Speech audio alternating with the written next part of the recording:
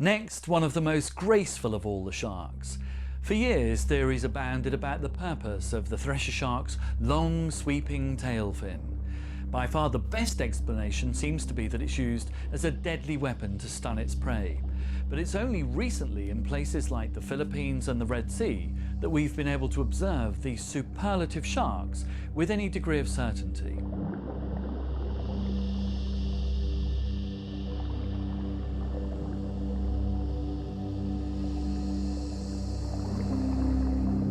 The Thresher Shark has got a huge tail.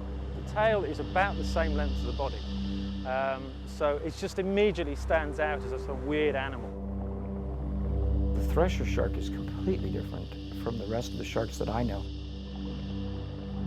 And the first thing that strikes you is the tail. The tail is almost twice as long as the body is long. So it's just a massive tail, like a scythe. It's got that long, flowing, graceful tail, almost like a train that a bride might have behind her. It's just that long, sweeping tail behind it. Very graceful looking, very, very beautiful, very elegant shark.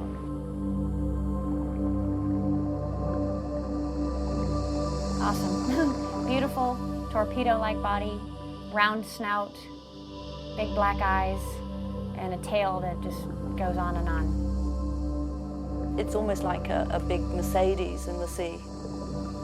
Very few people are sure what the tail's for and why it is developed like that. But because of that tail, it's instantly recognizable and is as a formidable shark. Thresher sharks are also very interesting with their long tail. This they use to stun fish before they eat them. We do get some off our coast, they're not common. I've never seen one underwater. I've seen people who've chopped tails off them and put them up to decorate their bars and other stupid things. And fishermen sometimes catch them. They're highly prized by anglers because they give a good fight. But I've never seen one in the water. I'd certainly like to. Not too many divers have seen them in the past, although there are now places where they seem to be fairly easy to find if you want to go to these remote areas looking for thresher sharks. It was only recently that they've been discovered to congregate, usually for cleaning purposes, at the top of seamounts where shallow water cleaning fishes clean them. For me, the Thresher Shark was one of the sharks I first knew about as a child, mainly I think because of this big sweeping tail, but we never expected to be able to see them on a regular basis in those days. They were occasionally seen when perhaps people were out far at sea, far offshore.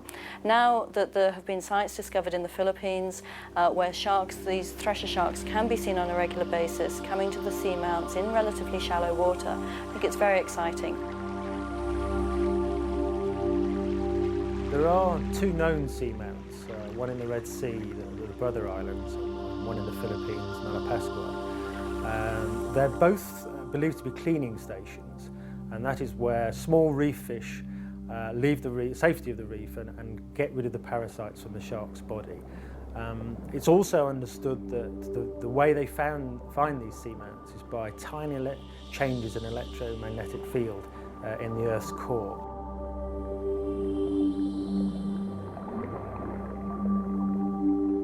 Half of the animal is just tail, and I've not seen it, but apparently they're going to use the tail to hunt their prey, to actually whip them around. One theory is that this huge tail is used as a weapon, similar to old dinosaurs, where they flick it round at great speed and stun their prey. That's the best theory I've heard. I don't know. Nobody's asked a thresher shark.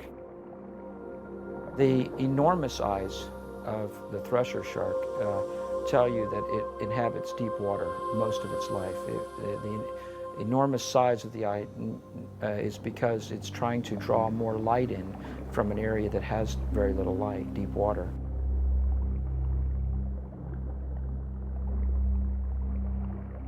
For every species to be successful and to survive, it has to find a niche that something else isn't in.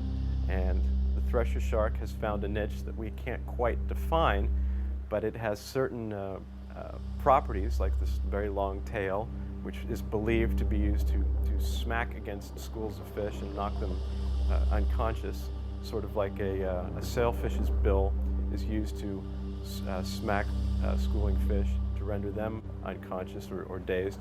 So it may be an adaptation to allow a greater ease of feeding. The fact that we now know they can be found on a regular basis in a single location makes them very much more vulnerable to fishing activity.